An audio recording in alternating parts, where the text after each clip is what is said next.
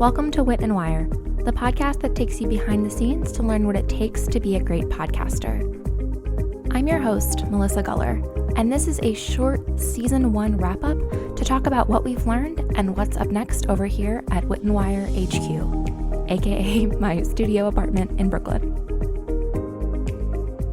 What a first season it's been. As I think all of you know, this is not my first podcast. I've produced, over 100 podcast episodes at this point. But it is the end of Season 1 of Wit and Wire. And I started back in April. That's when we first launched. Did a kind of standard weekly episode ever since. And now I want to reflect on the first season and talk a little bit about why I'm choosing to do seasons before everything comes to a brief pause. Over these 20 episodes, we had a lot of, at least for me, new strategies. And I'd done a ton of interviews before, but I hadn't done nearly this many solo episodes. And my favorite part of Season 1 is the 5-part series I did in July, where I did 5 episodes in a row in different podcast formats: solo, co-hosted, interview, panel, and narrative. In particular, the narrative episode was the highlight of the season. It's about storytelling and how to create a narrative-style podcast. It's 18 minutes long and 30 hours worth of effort.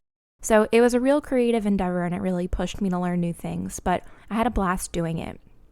I also, as always, really enjoyed getting to know all of my guests. I had such incredible podcasters come on the show this season, and I know I learned so much from them, and I'm sure all of you did too. Now, I get this question a lot from my students. Should I do podcast seasons? What are the pros and cons? So for me, I'm choosing to do seasons for 2 main reasons. One is podcasting takes work. Producing 20 weeks of episodes straight is no joke. And as you may know, Wit and Wire is about a lot more than just this podcast. I'm running a full business where I have online courses to help people launch and grow podcasts. And so I want to be able to focus on other parts of my business as well. The other reason I'm doing seasons is because I have a lot of thoughts about what I'd like to try for Season 2, and I think you may see some changes when we come back.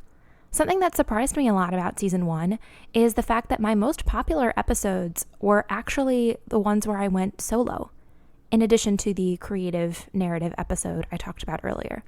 And to me, that says a lot. I think that shows that either y'all are interested in shorter episodes, since those are the, 15-ish minute length. And I think it also just shows that you guys are really eager to learn, and there are specific strategies that I thought would be helpful, and you guys reinforced that you really enjoyed learning about brainstorming topics, creating your first episode, and so much more. So when I think about Season 2, I'm thinking about maybe shorter episodes. I'm thinking maybe about how to spotlight more of my students, because that's another huge difference.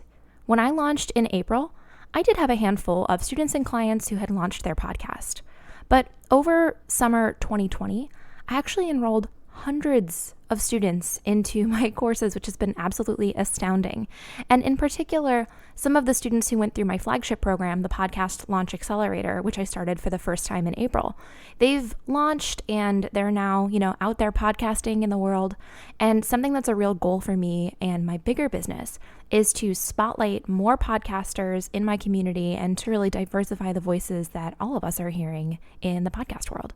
So I'm excited about taking a break, not just because I'll get to focus on other things and kind of regroup about what I want to do for Season 2, but for me, podcasting has always been about creativity and learning new things.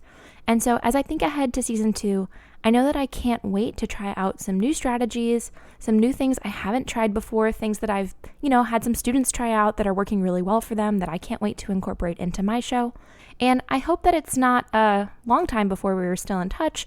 I hope you'll come follow me at Wit and Wire on Instagram or connect with me on Pinterest, also at Wit and Wire.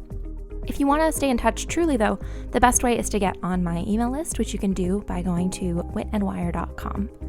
If you do want to chat, you have any questions at all, I'm all ears. You can email me. There's a contact page on my website, or you can send me a DM on Instagram. I'll really be using the time between seasons to learn more about what's going on in podcasting right now and figure out how I can help you out. In the meantime, my absolute best wishes to you, podcaster, and I will see you very soon.